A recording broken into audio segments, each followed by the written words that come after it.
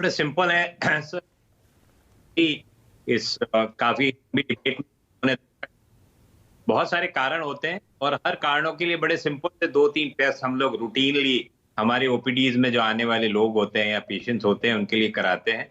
वही जैसे कि बहुत सारे हमारे पैनलिस्ट ने भी बताया कि इन द सिंपल वही पुराने echocardiography, ECG, stress echo, stress thallium, बहुत सारे टेस्ट हैं जिसके द्वारा हम ये पता कर सकते हैं। लेकिन कुछ पॉइंट इसमें जो है बहुत स्पेसिफाई मैं करना चाहता हूँ। सडन कार्डियक डेथ और कोरोनरी आर्टरी डिजीज को एक साथ असेंबल या साथ में जोड़ा ना जाए। Yes, it can be a cause of sudden cardiac death. Sudden cardiac death का जो मोस्ट कॉमन कॉज होता है या जो मैं समझता हूँ वो है होती है इलेक्ट्रिकल इंस्टेबिलिटी या एरिथमियाज या इस प्रकार की जो छोटे बच्चों में देखने को मिलती है। प्रोबेबली मुझे लगता है कि उनके कारण से हो सकती है कुछ स्ट्रक्चरल एबनॉर्मलिटीज या डॉक्टर राजू व्यास, मैं थोड़ा सा आपसे एक गुजारिश करूंगा, जो मेडिकल टर्म्स आप यूज कर रहे हैं उनको आसान भाषा में भी, ताकि दर्शक को समझ में आ जाए, उनका भी इस्तेमाल करें तो और बेहतर हो जाएगा सर। कहने का मतलब है कि कुछ ऐसे भी इनमें से बच्चे हो सकते हैं जिनको की पैदाइशी हार्ट की कोई प्रॉब्लम रही होगी जो अनडिटेक्टेड रही और सडनली उसके कारण से उनका सडन कार्डियक डेथ हुआ।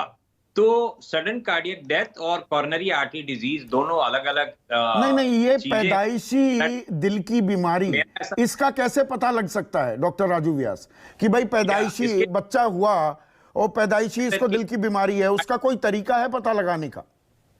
जैसा आपने खुद ने अपने बताया कि कुछ इंसिडेंसेस ऐसे होते हैं कि फैमिलियल भी होती है सडन कार्डियक डेथ। कुछ ऐसी फैमिलीज होती हैं जिनके अंदर ये देखा गया है कि उनके फैमिली के किसी मेंबर को अगर सडन कार्डियक डेथ हुआ है तो उसमें भी इंसिडेंस होने की संभावना रहती है।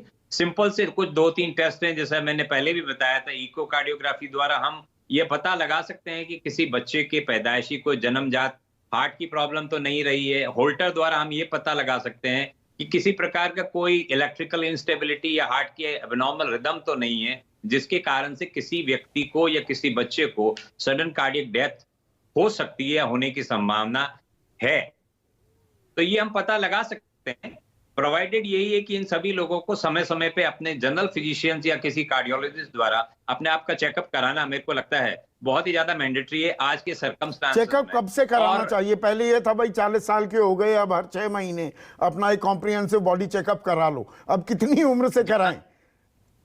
अब मैं ऐसा मानता हूं, वैसे तो पहले के टाइम में हम कहते थे 50 साल के बाद। अब उम्र वैसे जिस प्रकार का इंसिडेंस बढ़ता जा रहा है उसको देखते हुए ऐसा लगता है कि 30 साल के बाद में हमें कंटिन्यूअसली अपने जो है रेगुलर बॉडी चेकअप्स कराने चाहिए। और मैं एक बात और ऐड करना भी चाहूंगा, जिन लोगों को हमने जिम में जाके सडन कार्डियक डेथ्स होते हुए देखी, उन लोगों के लिए 2 पॉइंट, एक पॉइंट तो आपने खुद ने ही बताया कि जो लोग प्रोटीन लेते हैं उन लोगों को प्रोटीन जो जिम में बताए जाते हैं वो नहीं लेने चाहिए। उसके बहुत सारे साइड इफेक्ट्स होते हैं। नंबर 1 स्टेरॉइड्स हैं खालिस, इनका भी एक कारोबार फल फूल रहा है।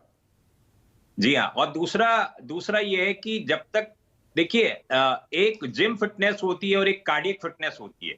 जिम जाने के पहले मेरा ऐसा निवेदन सभी लोगों के रहता है, हमेशा आपके द्वारा भी कहूंगा, आपके श्रोताओं को भी, कि जिम फिटनेस के लिए सबसे ज्यादा जरूरी है कि अपनी कार्डियक फिटनेस को एक डॉक्टर की सलाह से चेकअप कराएं और उसके बाद में जिम में जाना शुरू करें। वो ज्यादा एक अच्छा कार्य रहेगा मेरे को लगता है, ये अच्छी चीज रहेगी, ताकि किसी प्रकार का कोई इंसिडेंस जो है वो हमारे जिम्स में ना हो। आप क्या ये इशारा कर रहे हैं, बहुत से लोग ये सलाह देते हैं डॉक्टर राजू व्यास कि वो ना एकदम फितूर चढ़ता है, बीवी का दबाव होता है, गर्लफ्रेंड का दबाव हो या किसी का भी पीयर प्रेशर होता है कि जी अब वो इतना चलने लगे, वो he is doing 20,000 steps.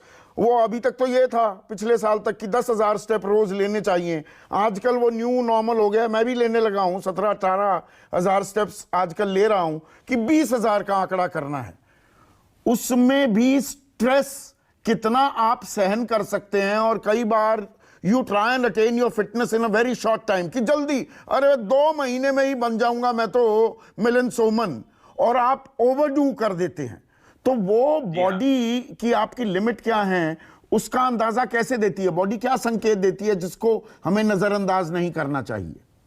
Body जो है नॉर्मली, अब आजकल तो सभी हम कार्डियोलॉजिस्ट, हमारे फ्रेंड्स लोग, हम यही कहते हैं कि शरीर के मतलब चेस्ट के एरिया में किसी भी प्रकार का कोई भी पेन है उस पेन को जब तक कि हम कार्डियक कॉज या कार्डियक कारण नहीं है, हार्ट से संबंधित ये पेन नहीं है, ये रूल आउट न कर दें, तब तक हमें यही समझ के चलना चाहिए, क्योंकि बहुत सारे अब ऐसे भी हमने पेशेंट्स देखे हैं जिसमें रूटीन वे में जो प्रेजेंटेशन हमारा होता रहा है, जैसे कि हम लोग पहले ऐसे कहते थे कि लेफ्ट साइड में चेस्ट पेन होता है और उसके बाद वो हाथ में जाता है, गले में चोकिंग सेंसेशन लोगों को कई बार देखने को मिलता है, पेट के ऊपर वाले भाग में जो है वो अगर पेन होता है, तो ये सभी प्रकार के वो सिम्पटम्स है जिससे हम ये कह सकते हैं कि किसी व्यक्ति को कोरोनरी आर्टरी डिजीज हो रही है या होने की संभावना है, या इसको हम लोग हमारी मेडिकल टर्मिनोलॉजी में अनस्टेबल एंजाइना या एंजाइना भी कहते हैं।